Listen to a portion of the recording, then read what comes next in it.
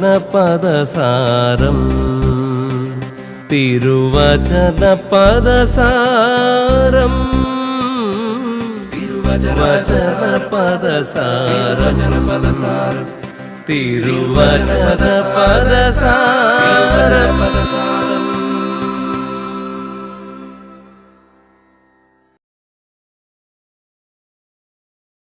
മാന്യ പ്രേക്ഷകർക്ക് തിരുവചന പദസാരത്തിൻ്റെ 134 എപ്പിസോഡിലേക്ക് ഹൃദ്യമായ സ്വാഗതം.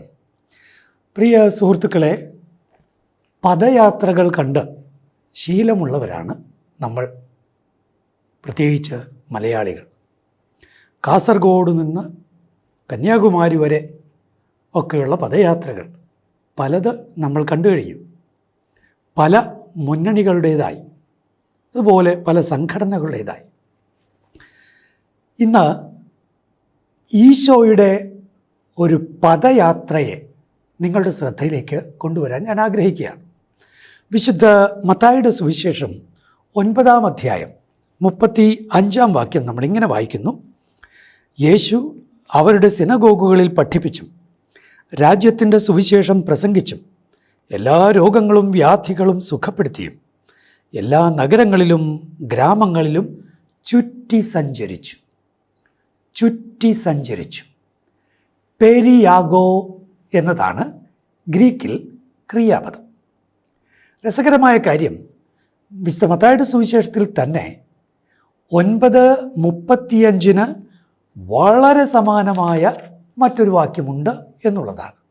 അത് 4-ാം അധ്യായം 23-ാം വാക്യമാണ്. ഞാൻ വായിക്കാം: അവൻ അവരുടെ സിനഗോഗുകളിൽ പഠിപ്പിച്ചും രാജ്യത്തിൻ്റെ സുവിശേഷം പ്രസംഗിച്ചും ജനങ്ങളുടെ എല്ലാ രോഗങ്ങളും വ്യാധികളും സുഖപ്പെടുത്തിയും ഗലീലി മുഴുവൻ ചുറ്റി സഞ്ചരിച്ചു. പെരി ആഗോ, അതേ ക്രിയാപദമാണ്. ഈശോയുടെ ഈ ചുറ്റി സഞ്ചാരത്തിന് പെരി ആഗോ എന്ന ആ ക്രിയാപദം മറ്റൊരിടത്തും ഉപയോഗിച്ചിട്ടുണ്ട്. അത് മർക്കോസ് 6-ാം അധ്യായം 7-ാം വാക്യത്തിലാണ്. ഗ്രീക്കിൽ അത് 6-ാം അധ്യായം 6-ാം വാക്യത്തിൻ്റെ ഭാഗമാണ്. അവൻ ഗ്രാമപ്രദേശങ്ങളിൽ ചുറ്റി സഞ്ചരിച്ച് പഠിപ്പിച്ചുകൊണ്ടിരുന്നു. ചുറ്റി സഞ്ചരിച്ച്, പെരി ആഗോ. ഈശോയുടെ പദയാത്ര നമ്മൾ ശ്രദ്ധിക്കുകയാണ്. പ്രിയപ്പെട്ടവരെ, ഈശോയുടെ ചുറ്റി സഞ്ചാരം, അത് ഗ്രീക്ക് വാക്ക് ഒന്ന് വിശകലനം ചെയ്താൽ പെരി എന്നുള്ള വിഭക്തി പ്രത്യയം, പ്രിപ്പോസിഷൻ, അത് ആഗോ എന്ന ക്രിയാപദത്തോട് ചേർത്ത് ഉപയോഗിക്കുകയാണ്.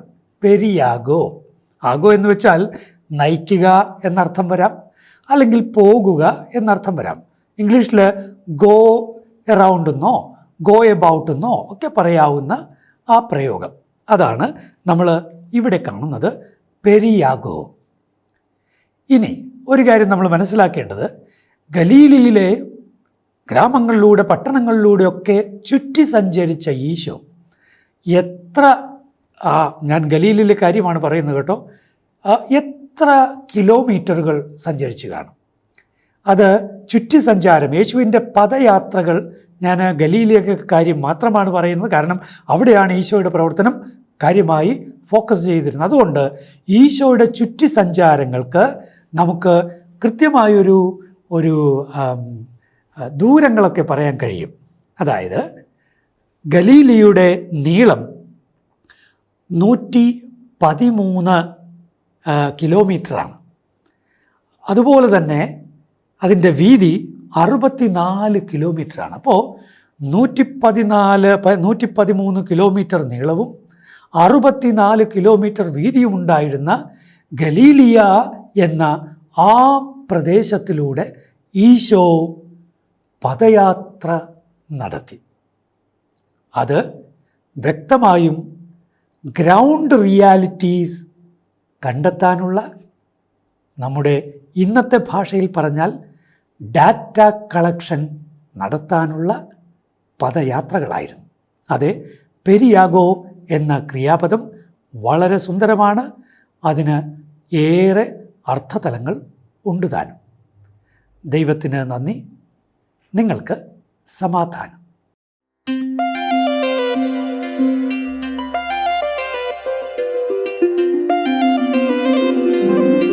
വചനപദസാരം തിരുവചനപദസാരം